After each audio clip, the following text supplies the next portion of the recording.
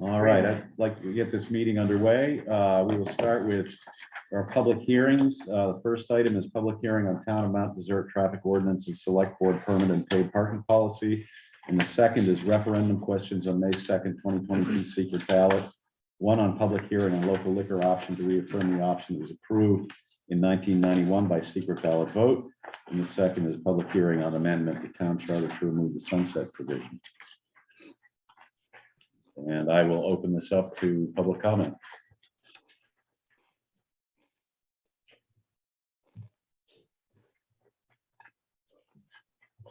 I just got a couple of questions.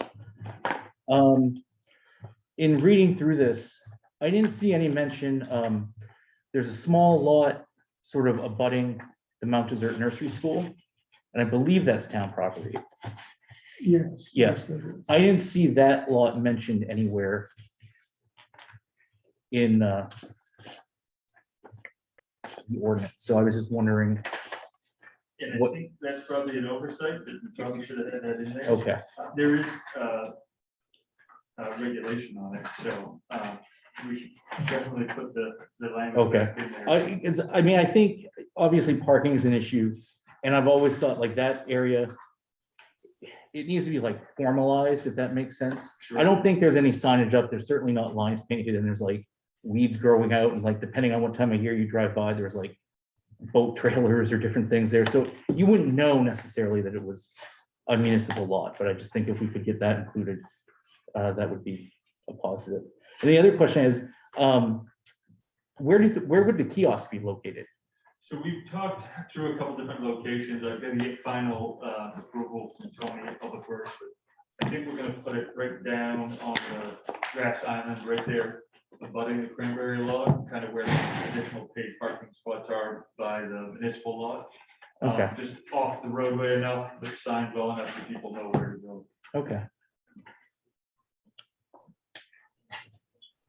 I had, oh, sorry. The other question, we talked about planned snow removal, and I was just wondering, does that include like general plowing? I mean, I'm just thinking about if someone's got what they believe to be an overnight parking spot during the winter, is there gonna be a knock on their door at 10 PM, or do they know, like, you know, they might just have to shovel out in the morning, but then they're, So the planned snow removal would be really any lots that have been overrun with snow. okay, So usually working with the Department of Public Works, we have at least 3 or 4 days notice. So there, okay. so. would So be once it not- piles up, moving, okay, Yeah, perfect. so none of the immediate snowfall issues. Okay. It would be for after storms. Perfect.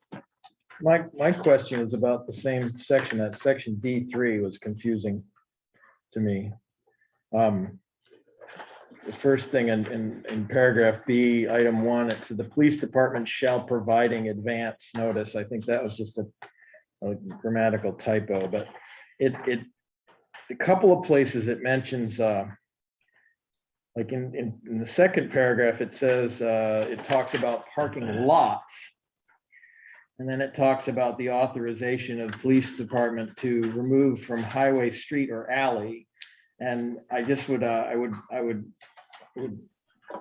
there's some inconsistencies in what's referred to, and I don't know if that'll ever become a big issue, but it seems like something that could be cleaned up before it goes to final.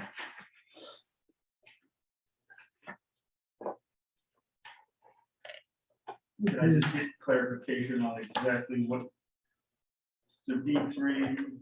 Yeah, it reads, I mean, it says, the first part, it says during the periods when snow is accumulated and requires removal from highways, streets, and alleys, parking may be prohibited. And then it says, when snow removal is needed in public parking lots, it'll advance notice will be provided to vehicle owners, and then follows up with that. In such a case, police officers shall attempt to give notice to the owner or operator, and then continues on that they can be removed from highway, street, or alley, but doesn't say anything about lot. And I don't know to what degree we're differentiating between the. I think, just for clarification for the other part of the ordinance, so on-street parking during winter hours overnight is prohibited. Right, I saw that earlier, and Yeah, so, and so I think what we were trying to get to there was, so off-street parking in the wintertime overnight is allowed for parking lots. So in the attempt that we need to remove snow from lots, we would give advance notice for anybody that's parked but in a then, lot, opposed okay. to, if they were on the highway or street during a snowstorm, we have the ability to remove them at that time. well, I mean, that's how I understood it also, but that's not kind of what it says. It doesn't say anywhere that you have authorization or indication that you remove any car from a lot. It refers to highway, street, or alley where parking would already be prohibited, that's all. You know what you seen what in paragraph 2?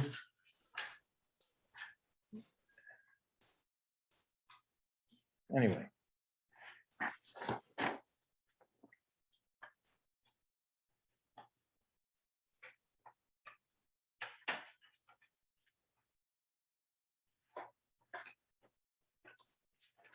Would make it clear if in D3, section D, we just removed from highway, streets and alleys.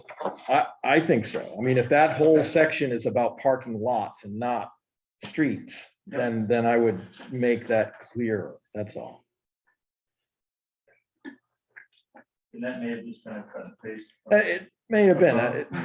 I mean, I think that the intent seems clear enough, but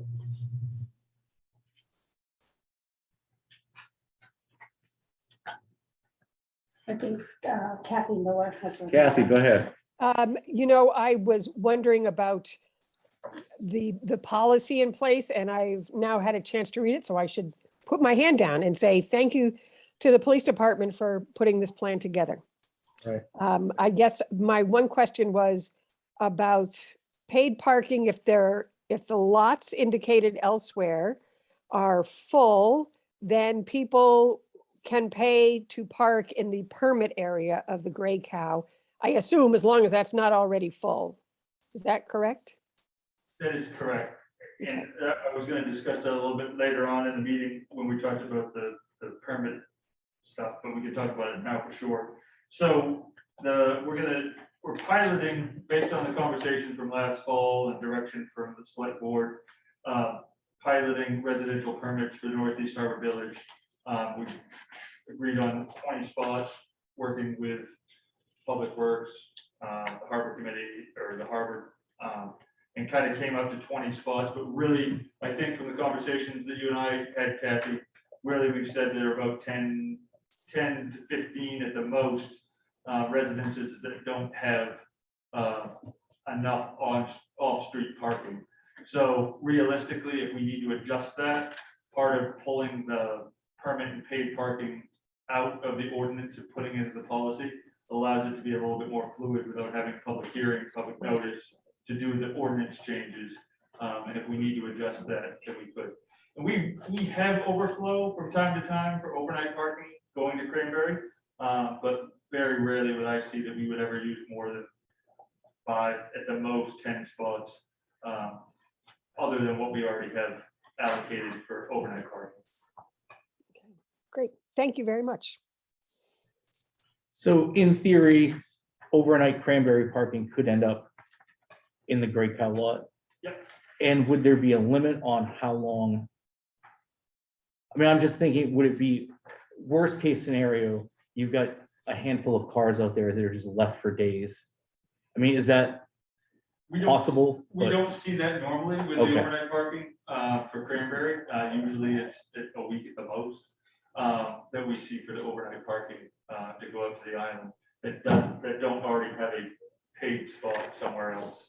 For the Okay. Cranberry one. So by all means, we could put a stipulation or regulation within the policy to limit the amount of overnight parking that somebody is able to purchase at any given time Okay. or duration. So there's some flexibility there.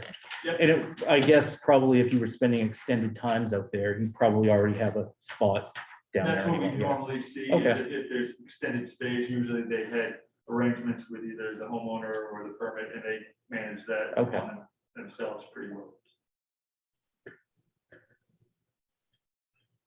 Right. Any further comments?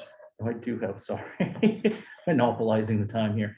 In front of the library, I think I saw one spot where it referred to 6 spots in front of the library designated for the library, and then I think there's another spot that mentioned 8 stalls for the library. And I didn't see that inconsistency, but we can double check it, make sure. And And- that, I don't think I changed that language at all, so that was probably something that was in there that just get carried over. And then my follow-up, how does an organization go about getting spaces designated for their patrons?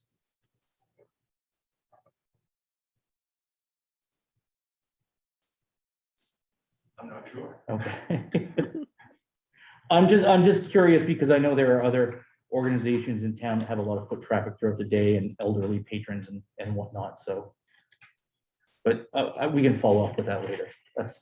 And that's old language in the Yeah. ordinance. By all That's what I means. suspected. Yeah, we can talk about that now, I guess, or save it for another day. I'm not exactly sure. Okay. Well, for now, for the sake of this conversation, we can discuss it later. Okay. Any further comments? Okay, moving Steve, on. thank you. Yes, Yeah, on section D11, number 1. When you talk about Main Street, do you have any goals to eliminate parking there, or what's the idea there?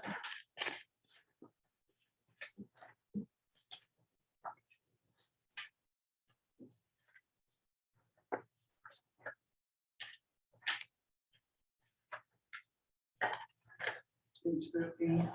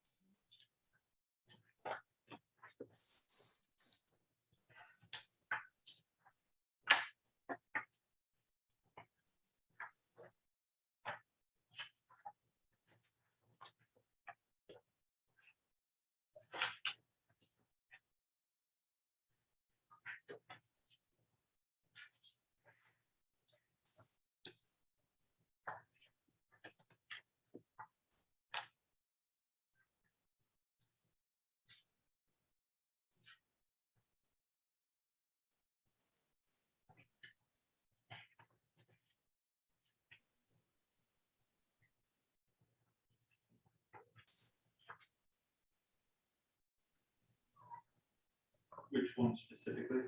Right now, I'm talking about number 1, under section D11. Either side of Rock Creek, Main Street. That's old ordinance language that's been in there for, we've just taken the discretion to enforce as we see fit. That's always been part of the language of the ordinance. So nothing's gonna change, you're saying, basically. Not the way that we're enforcing it. So based on that, and we didn't choose to remove it from the ordinance because it gives us the ability to help, but no.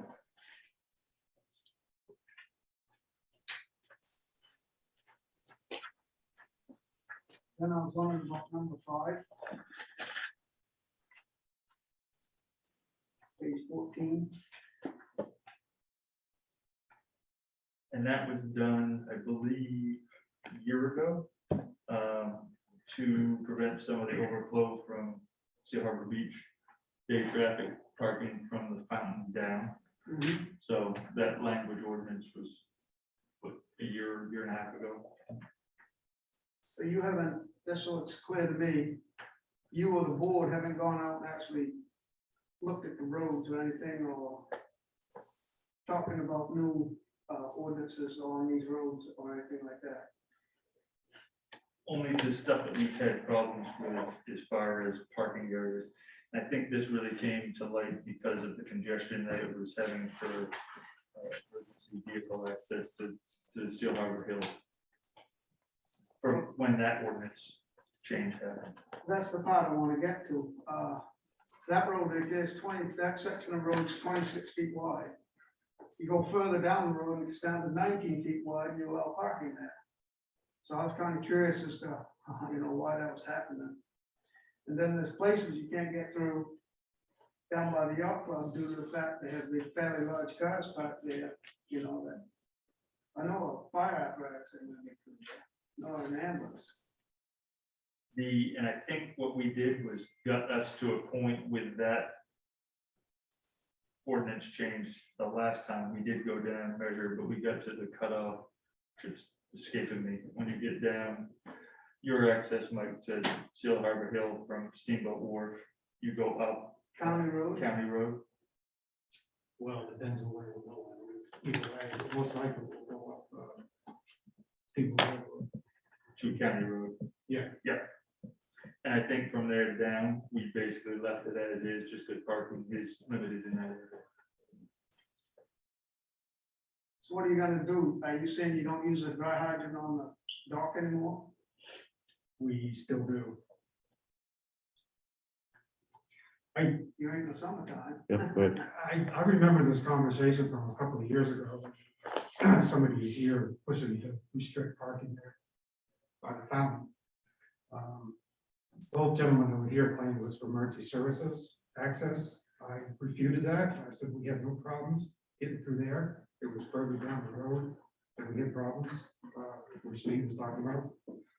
But for whatever reason, the board decided to restrict parking where Dave is saying right now. Look at the rest of the traffic. Those two guys own the houses right across the road. Yeah, and I got a feeling, I'll be blunt, I got a feeling it was, they wanted no parking there so they could see the beach. It wasn't so Oh, much probably. to vehicle Yeah. access, it was a view. Didn't that have to do with the bus too, when the bus used to try to turn around up there? I Wasn't don't think there? the parking had anything to do with the bus, because the parking is down towards the dock, right above the beach. It didn't interfere with the fountain. The fountain area, It was an okay, issue with the bus. I Yeah. think it was a separate issue. okay, Yeah, it was my understanding that when we talked about this before, that we were going to address parking all the way down. And that it was for emergency vehicle access. That was my concern, yeah, I wanted to see it, especially down by the yacht club, because Steve is right, we cannot get a fire truck down through there some days, it's just impossible. I parked there today, just out of curiosity, took a lot of measurements.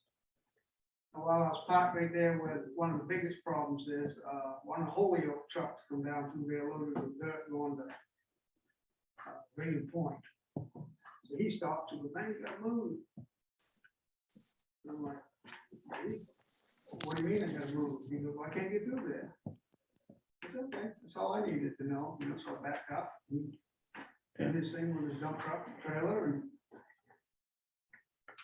That's like fire apparatus, as far as I was concerned,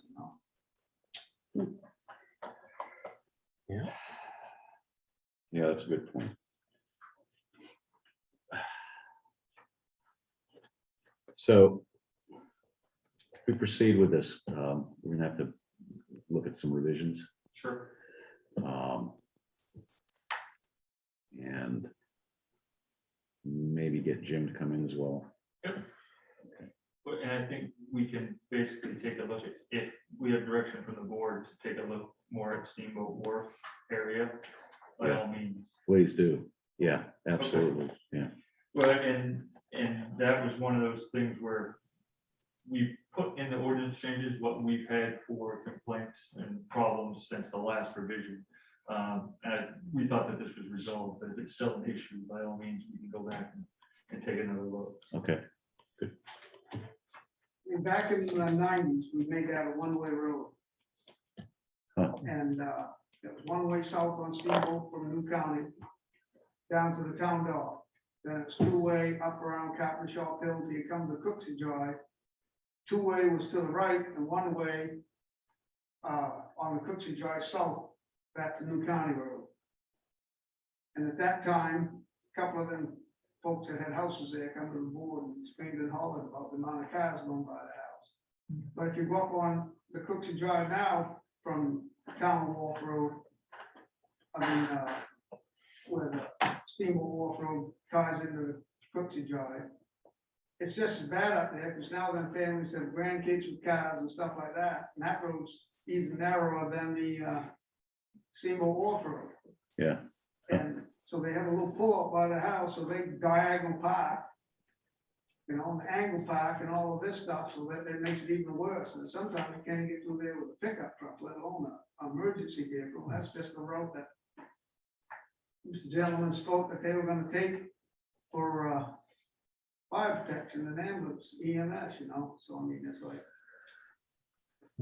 definitely gotta be addressed, you know.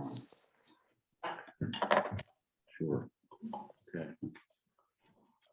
Is there any other areas that anybody notes that we haven't addressed within the ordinance that and we can work with Mr. Pinkham and make sure that we're addressing the needs in the Steamboat Wharf area?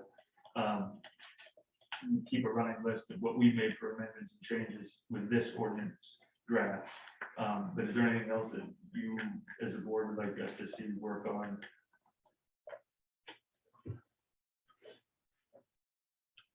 Yeah, I actually, I'm most concerned about Seal Harbor on this. The rest of it's fine. I mean, Otter Creek has more parking than you can. Well, and the only spot I think of is down in front of the fleet. Like, even though there's no parking signs, every time you go around that corner in the summer, there's cars parked there. And that is a couple of the amendments we Yeah. made as well, because that is a problem area that we've had in the past and really wanted to have. We've used the chief's authority for temporary no parking, but it's in there now.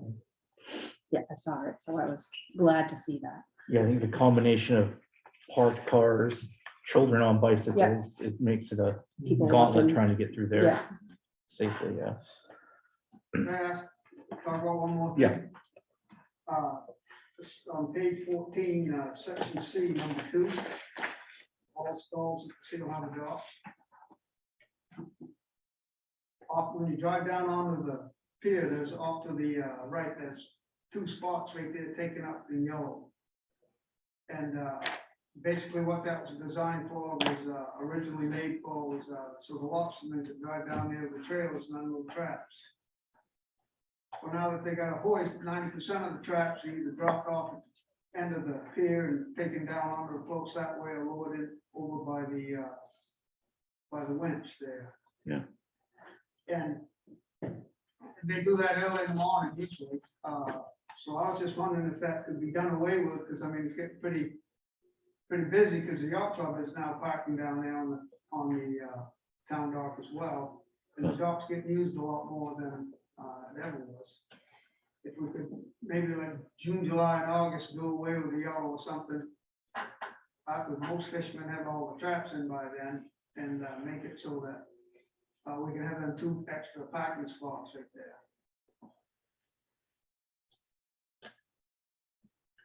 I don't know. So, you know, it's one of those things I know that if we say, yeah, that sounds like a good idea, there's going to be another handful of people who thinks it's a horrible idea.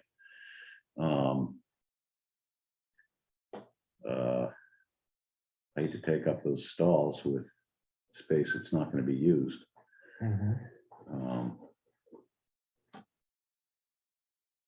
You know, I don't have strong feelings one way or another. Well, and parking, I mean, if we look at removing more parking off Steamboat Wharf, I think those 2 stalls would be valuable to that area for parking. Mhm. Who would be the parties that would be most affected by that? The fishermen? Right, yeah. Okay. Yeah, so I can work with John Lemoyne and just make sure that we get all input before we do any kind of change like that. But we can definitely take that as an approach to, once we have a holistic plan for that whole stretch down Steamboat Wharf. Okay, good. That sounds reasonable. Yeah. Thank you. And then another part of that same parking area there, you guys have any plans of making parking overnight for Cranberry Island there? Because they seem to be parking a lot there overnight. I was just wondering if that was gonna be a full-time thing or what, Where's this? on the town dock in Seal Harbor. Cranberry Island has been parking there overnight. you know, for 3, 4, 5 days a week. I just wondered if things like that were gonna continue. I don't think so. No, nothing that we've had, and that's the first I'm hearing of it as far as that, but by all means, we can look into that, so. Have you made a complaint to the police department on that, or, Well, Chief Willis knows about it. I didn't complain to the police about it. okay,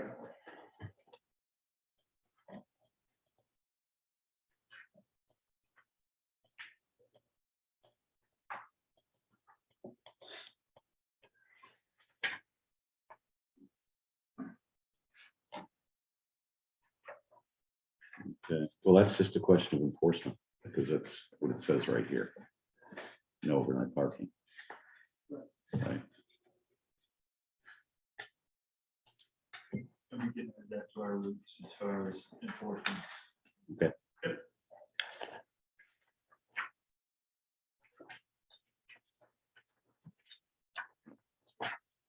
Learning a lot. All right, yeah. Any other comments? Anyone? Dave, that looks pretty good. There's only Yes. Few things to be cleaned up. I think you've got a great Yeah, product here. and like everything, it's a work in progress. We'll probably be revisiting this in a year or two. Yeah, and that's the, we try not to do a change every time there's a small amendment, but use the chief's authority to address it in the meantime, so. Mhm. Right. But we can get this cleaned up and get it back to you guys. Okay, great, thank you. Thank you. Thank you, Steve. It's helpful to hear those things from someone that doesn't park over there or, so Yeah. appreciate the input. All right, any input on the local liquor options, option to reaffirm the option that was approved in 1991 by secret ballot vote?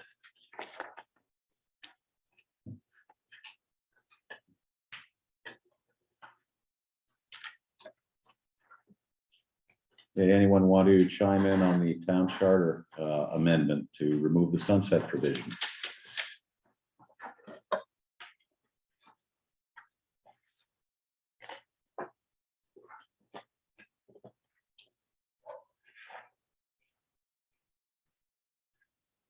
Hearing no further comments, I will bring this public hearing to a close. Okay, I don't think there's any action. for us No, to take, no.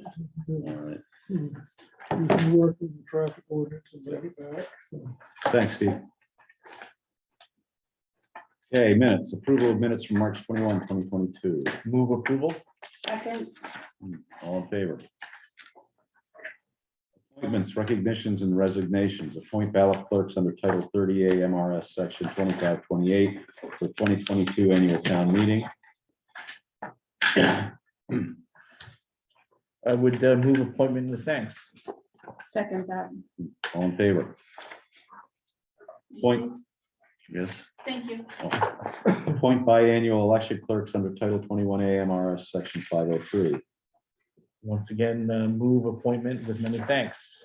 Second, All in favor? Appointment of Carrie Eason as warden for the June 14, 2022 primary and special state referendum election. Would move appointment of Carrie Eason with thanks. second, All in favor? Need to get a thesaurus or something to spice it up. Fire chief requests and recommends appointment of John Lennon to the Mount Desert Fire Department effective April 5, 2022 as a temporary part-time employee at a base rate of $22.68 an hour and overtime rate of $34.02.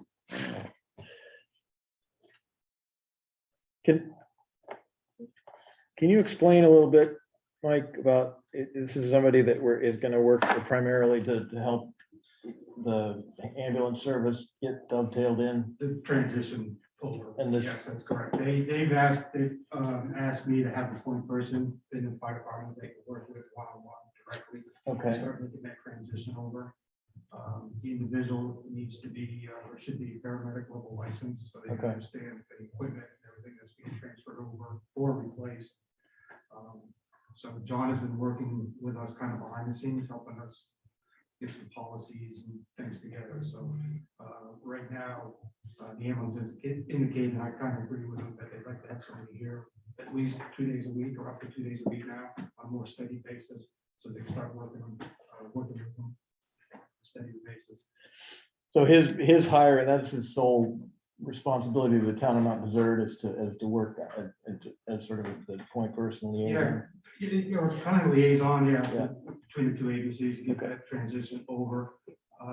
He will be able to respond to emergency calls up while he is here. Okay, That's why I want to get him appointed on the fire department. I see. We can cover the workers' comp Okay, for that purpose. thank you. And that's agreed upon with Barbara and you as well. Think so. Yeah. Chief Bartlett here. so- Thank you. So I would move approval of that temporary employment for John Lennon as presented. Second that. All in favor? Thank you. Thank you. Consideration of the appointment of Margaret Houghton as a municipal firefighter EMT in the fire department effective April 18, 2022, at an hourly rate of $27.47 an hour. I would move appointment of Margaret Houghton under the terms presented, and I'm happy to see her remaining, helping out the community. And I would second that with enthusiasm. Good. All in favor? Consideration of the appointment of Shelby Allen as a municipal firefighter EMT in the fire department effective May 2, 2022, at an hourly rate of $26.72 per hour. I would move approval of the appointment of Shelby Allen as presented. No, then I'll ask my question. I'd second that. Wendy? Mike, these are the positions that we approved you to look for, and these are people that, you know, you've obviously worked with and interviewed and are now filling these positions, That's correct. These are the individuals that are filling the vacant the 8 positions. positions that we Perfect. agreed that we need. Yes. Okay, thank you for that And- clarification. Along those similar lines, these all are EMT certified folks, all this list? Everyone except for H. Okay, Good. And I will need to amend that when you get to that one too, Mr. Chairman. if I could. okay. All right. Now, do we have a vote? Go ahead. No, yeah. We have a motion. Motion a second, yes, all in favor? Shelby Allen, okay. Right. Thank you. Consideration of the appointment of Kate Joseph as a municipal firefighter EMT in the fire department effective May 2, 2022, at an hourly rate of $26.72 per hour. Move approval of the appointment of Kate Joseph. Second that. All in favor? Thank you. Mr. Chairman, Yes, can I amend item H to be effective April 18th, please? Instead of March, May April. 2nd. 8.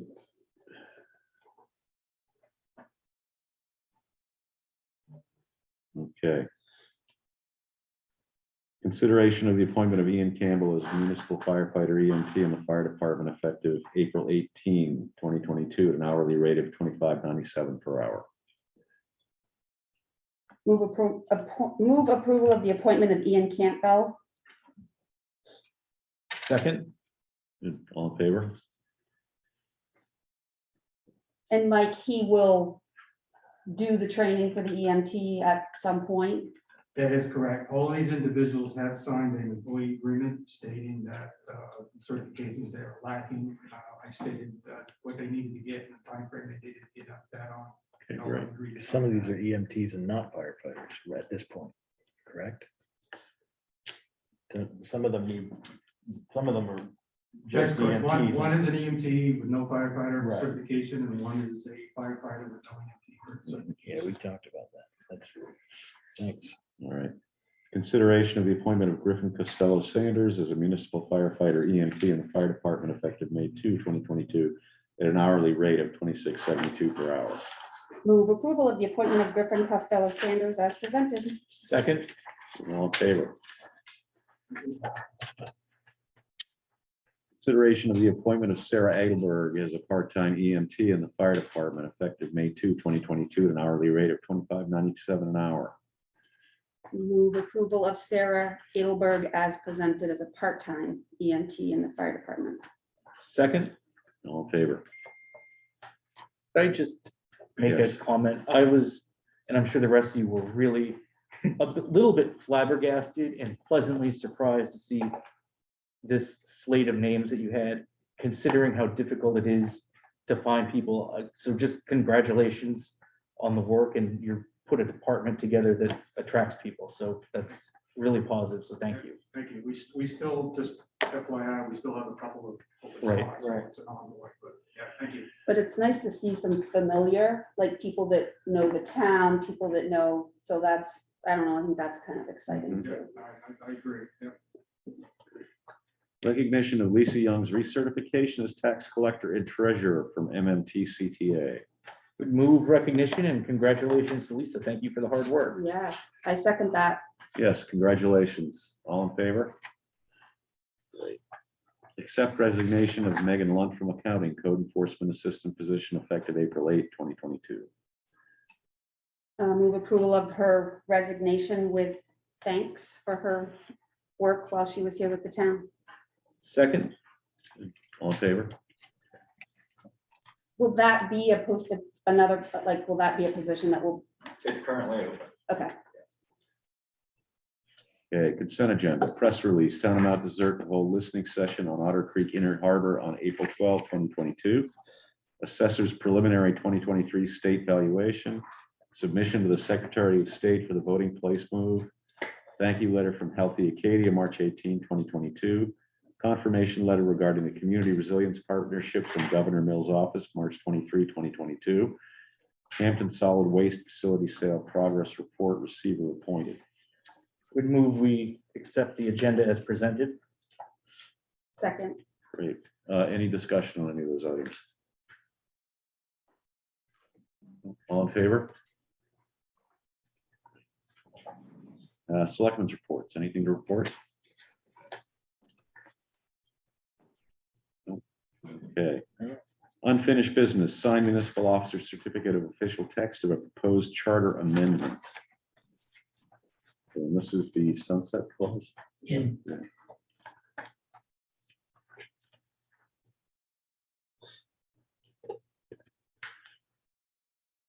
do we need a, Yep, we need a motion in a second. so I would move that we sign the municipal officer's certificate of official text of the proposed charter amendment as presented. Second that. All in favor? Municipal officer certifications of official text of proposed ordinances and amendments. Alewife ordinance, amendments to the Town of Mount Desert Shellfish Conservation Ordinance, amendments to the public right-of-way ordinance, amendment to the Town of Mount Desert Sewer Ordinance, amendments to the Town of Mount Desert Land Use Zoning Ordinance. I would move approval of the municipal officer certification of official text of proposed ordinances amendments as presented 1 through 5. Second, Darrell, for everyone's edification, could you just give us an overview of what that entails and why they're doing this? These amendments. Yes. Basically, on those, you have to get those, the sewer ordinance, for example, was on last year, but there was a mistake on that, so we had to bring it back this year. Actually, the sewer one is removing the sunset clause, Oh, I'm sorry, wasn't and it? same with the shellfish. Oh, okay, what about the one we didn't do The last right year? of way is. That the was a one- regular, I'm sorry, I hit that mixed up.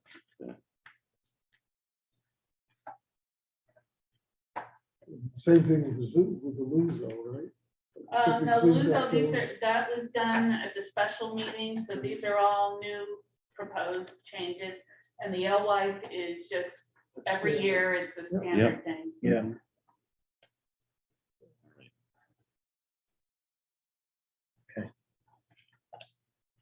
All in favor?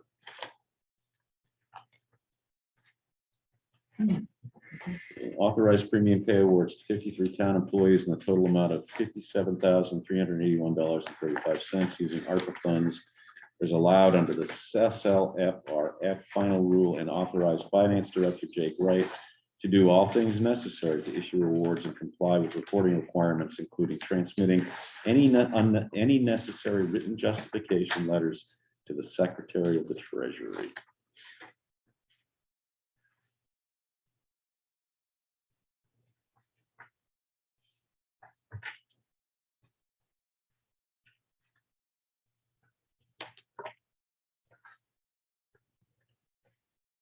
I don't know if I can make a motion because my You husband probably should. for that, so. Could you just give us a quick synopsis of what you've included in your letter? And the microphone. Buried in that. Yeah. So the general idea is that premium pay is hazard pay by a different name according to the ARPA law. There are several potential uses for funds that are outlined. A lot of municipalities in state and surrounding areas have been using them to provide hazard pay for essential workers providing essential work during the pandemic. Derlin, as town manager, charged me with coming with a proposal that was in accordance with the law surrounding ARPA funds, with the goal to be to address the intent of the law and accurately try to address the unique benefit that these employees provided to the town to keep it going during a public health crisis.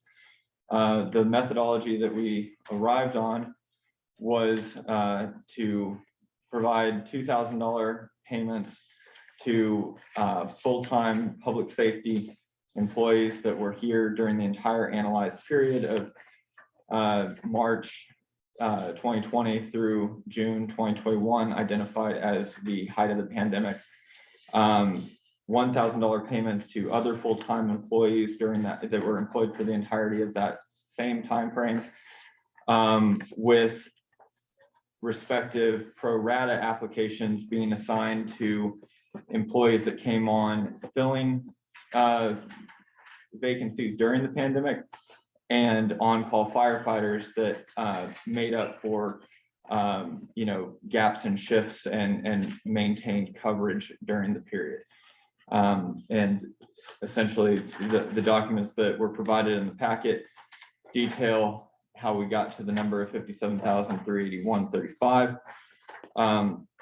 The written justification portion that's mentioned, there are 5 employees included in the proposal that would require a written justification to the Treasury because they make more than 150% of the average annual wage in the state. This is in accordance with a lot of the other municipalities as well. For example, fire chiefs and police chiefs that receive premium pay. I think that's about it, but I'm happy to answer any additional questions that you have.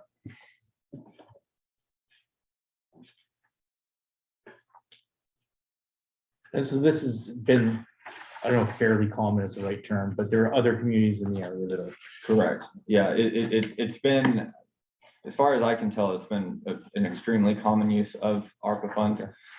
And we took, painstaking effort to make sure that we were doing so in line with the intent of the law to award based on the risk that was presented to these employees.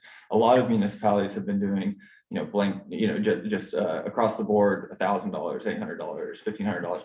In my view, and the view of our legal counsel confirmed, we think this approach is more in line with the intent of the law to try to identify the specific risks that the individuals were experiencing by working during the public health crisis. Great, good, thank you. Very good. That explains that. Good. Thank you. I got a question now. Yes.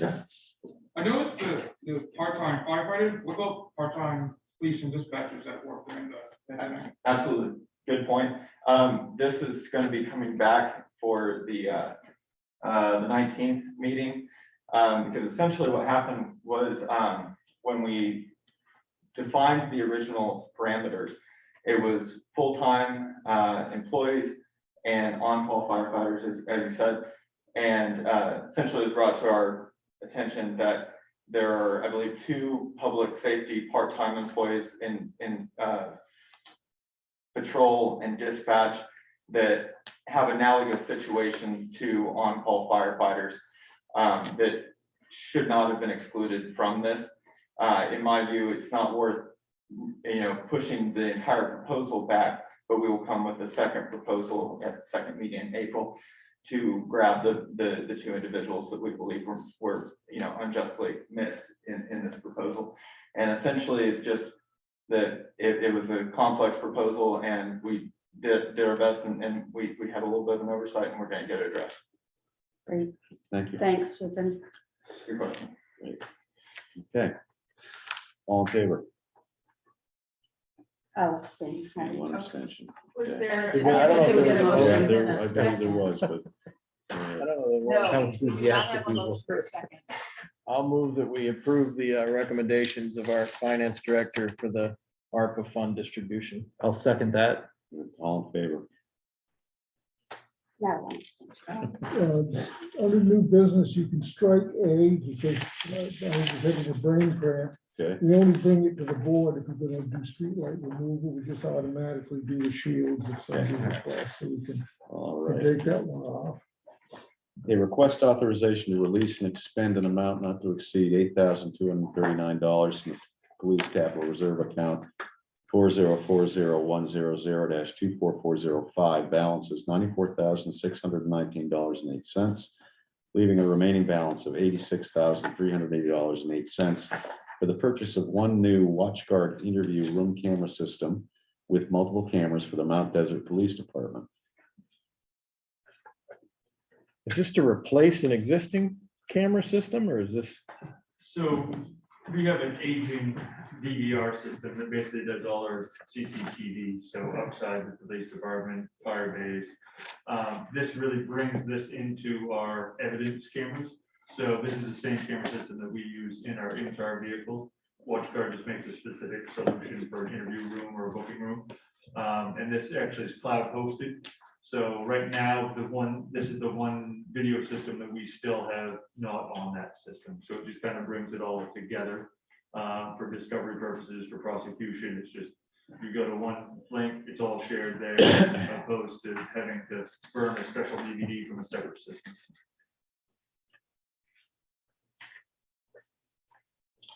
So I would move that we authorize the release and expend the amount as presented in the police capital reserve account for the Second, camera. I'll second that. All in favor? Request authorization for the police department to sign and execute necessary documents to complete the purchase of 1 new WatchGuard interview room camera system with multiple cameras for the Mount Desert Police Department. And I would move that we authorize the police department to sign and execute the necessary documents for this purchase. Second, Good. All in favor?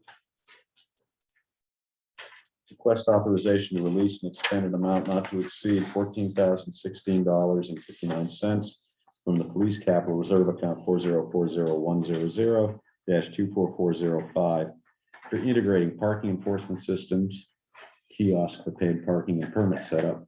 The unencumbered balance is $94,619.08, leaving a remaining balance of $80,602.49. Does that need to? since We need to just- make a motion in a second, then we can discuss. Okay. I would move authorization to expend an amount not to exceed $14,016.59 from the police capital reserve for the kiosk paid parking and permit setup as presented. I'll second that. Go ahead. Well, the question I have is that that we just approved expenditure of $8,200, and so the unencumbered balance reflected is the same in both, but it's, I don't know if that is the point, you know what I mean? item D says they have an unencumbered balance of $94,619.08, when in fact, we just approved a purchase that would bring that unencumbered balance down to $86,380. Yeah, well, they couldn't have written it the other way. either. Okay, no, I just wondered, just jumped out at me. We ran into this in the past and Yeah. it's not a problem. The intent is clear that Yeah. they're meant to be mutually exclusive, but if they're passed in accordance, then they both stand. Fair enough. Yeah. Thank you. Okay, all in favor? Request authorization for the police department to sign and execute necessary documents to complete the integration of parking enforcement system. Would move we authorize the police department to sign all documents necessary to execute the integration of the previously mentioned parking enforcement system. Second. Good. Any discussion? All in favor? Consideration of entering into a mutual aid agreement between the Mount Desert Fire Department and the Southwest Harbor Tremont Ambulance Service effective April 5, 2022, and authorization by the Select Board for the fire chief to sign said agreement.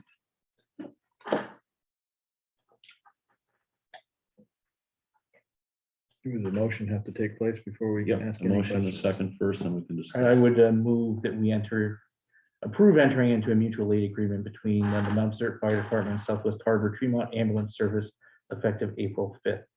Second. Good. So my only question is that a mutual aid agreement that previously existed between the Northeast Harbor Ambulance Service and it's now just moving? Is it or is this a new? It's a new one. They did have a mutual aid agreement, although I think the wording was moved. Okay, It's a new entity. yeah, I knew it was a new entity. This is sort of a continuation of a relationship, just Kind of, yeah. with different partners. Okay. That's fine. Do we, I know this is, maybe you can't answer this, but do we know what sort of shape their ambulance service? I mean, it's a private nonprofit similar to what we had. Are they stable for the time being, do you feel like? They are stable right now. Okay. They just hired a new service chief. They actually just created a paid part-time service chief position, hired one person to fill that position. So I think they are making strides Good. to move forward, yes. Hopefully. That's the reports I'm hearing in Southwest Harbor from people I know that are volunteers for that. Yeah. I don't have any hard data, but they're. That's good. All right. Did we vote on that? We did not vote. Okay, all in favor? Thank you. Review bids for $1 million general obligation bond to finance improvements to the Sonesville Fire Station as articulated in Article 9, presented and approved at the March 8, 2022 special town meeting.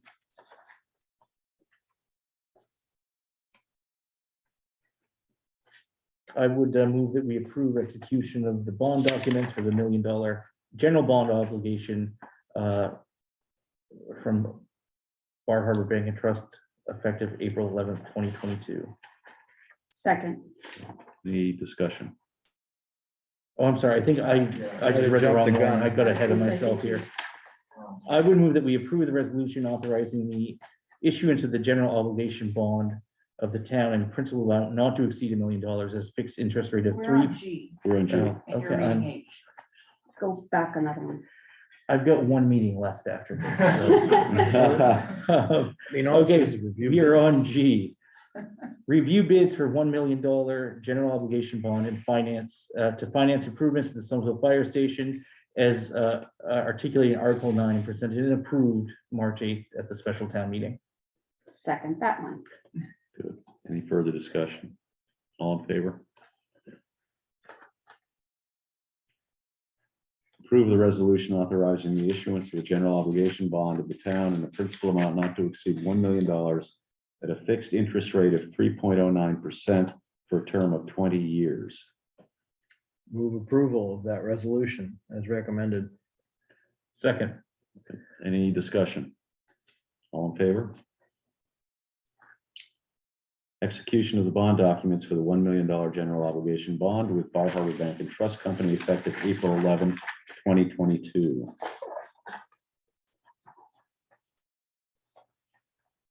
I would move approval of the execution of the bond documents for the $1 million general obligation bond with Bar Harbor Banking and Trust Company effective April 11th, 2022.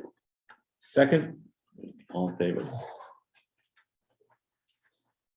Mask policy for town office administration area. Yeah, the discussion at the last meeting, the time I thought the potential way to be able to react to the ebbs and flows of this pandemic without having to come back to the board every time the data changes. And the CDC has a very good localized data system based on transmission rates.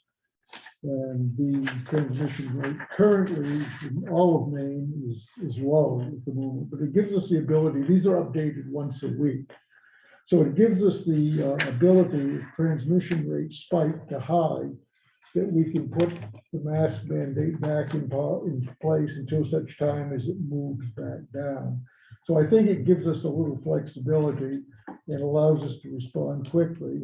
And I've been working with Jen to get information so it makes sense up on the website and in the Facebook page. And of course, we always, if somebody doesn't know, we always have the masks available at the front office if somebody comes in. So if somebody didn't realize that the transmission rate had gone from low to high, we could say, you have masks now, here's one right here, and go ahead. And I think that would allow us to react in a sensible way, using the CDC as the key. So we're happy to answer any questions you might have on that. And I know the backlogs have been cleared up to a large degree, because at one point there was some concern about backlogs of testing not showing, and Hancock County being such a disparate group of places, but I think, you're not going to get it localized no. anyway below the county level. But I think it gives us probably the most accurate data that we can have and that we can react fairly quickly. And right now, I think we might, with any luck, be in for a low transmission rate for a while. But coming into the fall, who knows? So I just want to have the ability to be able to respond without having to come back and have a new policy passed every time. So I thought this was a good way to do it, keeping up with the spirit of the board wanting to use CDC recommendations. I think it's nice to be able to point to that rather than being accused of just being arbitrary. Right. The one thing I completely agree with this, the one thing I will point out, and I'm a little disappointed in the CDC over this, is a little bit of the mixed messaging. They don't use the word required anymore. They just use recommended. Right. So I would agree that with a high transmission rate, especially in here, mask should be required. But You have the right to do a requirement. right. As a government entity. But I think it makes sense if you use it as a triage, if it's low right now, purely optional. If it's medium, people with high risks should really seriously consider. I certainly know if we get into a medium transmission for myself, I'm going to start wearing it again. But again, I think that you need to differentiate between a medium transmission and a high. I think absolutely when it gets high, we should say we go back on until such time as they get back down. And so I know it's a bit of a roller coaster, but it's certainly, I think, better than being accused of being arbitrary. And it's a matter of making everyone that comes in feel comfortable. Absolutely. Yeah. This is just for the admin area, right? Because the public safety, like downstairs and stuff, they have their own sets of. Well, what about in here? necessities. Well, this would be It's the whole building. Okay. The upstairs, I call it this. Okay. So I would entertain a motion. So I would move that we approve the new policy based on the CDC recommendations to have masks optional when it's low, recommended when it's medium, and required when it's high. I'll second that. All in favor? Thank you. Is that effective immediately? Yeah, I'll start it tomorrow, actually. Thought we had a big dramatic moment. I like your idea. You want to get early. I think we should keep the mask on for the next 10 minutes. Or something. And hopefully at the next selectmen's meeting, they'll be optional. We'll see what happens. All right, other business. I have an item. Yes. So I tried to get, the audit is basically done, but I tried to get them to come to the April 19th meeting, and they've said that they're unavailable because of tax filings. The only way that they can get it to us before May, which I think is imperative prior to town meeting, is to do a special BOS meeting. The days that they have offered are Wednesday, April 20th, Thursday, April 21st, and Friday, April 22nd. I wanted to bring those dates to the board and see if we could agree on a special board of selectmen meeting to approve the audit. I would vote for Wednesday. I would also, Is that, Yeah, Date I open don't, on the calendar? I think that that's not a planning board date, Is but it? I That's don't. what I was thinking. planning board is second and fourth And it needs to be, Wednesdays. I hate to say this, at our usual time. I will not be there. Sorry. What I'm gonna date be was that? out of the Wednesday country. what? the 20th, Hopefully Martha will be That's back. spring by then. vacation. That's, Oh, it is. yeah, Then I'll be on. Yeah, let's open on my calendar. Okay. that's like- So 6:30? I will, yeah, they didn't give times, they said those days were available, so I assume, I think that's what that means. Great, good. Okay, I will get them confirmed for Wednesday, April 20th. if my flight comes back the 19th. I will not be at that week's BOS meeting either, the regular meeting. Just realized. I won't be the 18th either. It's okay. So that's Tuesday Tuesday. must be, yeah, Tuesday, Tuesday. because Monday must be. the Monday's 12th. Easter Monday, Yeah. Yeah. Patriots Day. Oh, it would be the it 19th. would be the is- 19th So anyway, Tuesday, the 19th. right? Yeah, We'd have a This is regular Patriots meeting. Day, yeah. And then Regular meeting would be the Wednesday, 19th, would be a right. special. Right. Yeah, I know. Too bad you can't squeeze us in on the 19th. that's what they said. Yeah. Apparently a day makes a big difference in tax law. So the audit won't actually be printed with the rest of the It town is. report. It is, So okay, perfect. Yeah. Just And I wanted- will, it's in there. Okay, Good. Yeah, it hasn't been adopted, and subject, as long as you guys don't change any numbers, we're good. Okay. They just, basically, they gave it to me in a working form. But they need until at least April 20th to compile it into the pretty report that gets handed Okay. to you guys. Okay, good. Great. Thank you, Jake. Yes. Okay, treasurer's warrant. Any other business? Okay. Treasurer's warrants, town invoices AP 2256 in the amount of $144,710.95. Move approval and signature. second, All in favor? State fees and payroll benefits, AP 2254, AP 2255, and town payroll PR 2221 in the amount of $215,356.65. move approval. Second. All in favor? One abstention. School invoices number 20 in the amount of $120,034.18. Move acknowledgement. Second. All in favor? Motion for adjournment? So moved. Second. All in favor? Thank you. That's pretty good. So I should be back Tuesday, because I'm supposed to fly